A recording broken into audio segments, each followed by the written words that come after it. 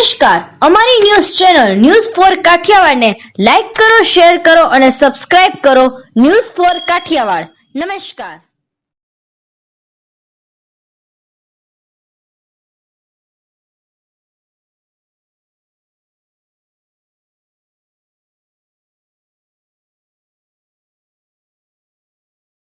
જૂનાગઢ મનપા દ્વારા ગતરાત્રે વિવિધ જગ્યાઓ પર ધાર્મિક સ્થાનોનું ડિમોલિશન શરૂ કરવામાં આવ્યું હોવાના સમાચાર જાણવા મળ્યા છે.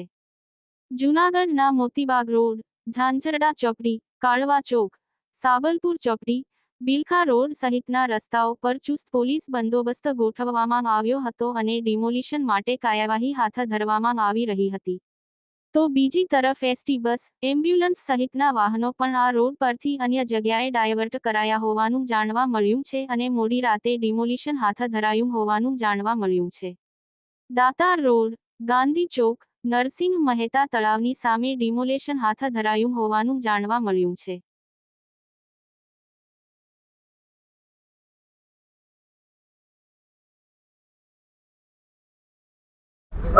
નામદાર સુપ્રીમ કોર્ટની ગાઈડલાઈન તેમજ કેન્દ્ર સરકાર તથા રાજ્ય સરકારની વિવિધ ગાઈડલાઈનો મુજબ શહેરના મુખ્ય માર્ગો પર આવેલ તમામ પ્રકારના ધાર્મિક દબાણો છે એ દૂર કરવાની સૂચનાઓ થઈ આવેલ છે. આ માટે કોર્પોરેશનની ટીમ દ્વારા અગાઉ જે પણ આ પ્રકારના દબાણો આવેલ છે તેઓને નોટિસ પાઠવવામાં આવેલી હતી અને ત્યારબાદ યોગ્ય કાર્યવાહી કરી ગઈકાલ રાત્રિથી મોડી રાત્રિથી દબાણ હટાવવાની કામગીરી શરૂ કરવામાં આવેલી હતી. જે અંતર્ગત 3 જેટલી દરગાહો અને 5 થી 6 જેટલા મંદિર અને નાની ડેરીઓ ગઈકાલે રાત્રે પોલીસ સ્ટાફ સાથે રહી અને દૂર કરવામાં આવેલ છે.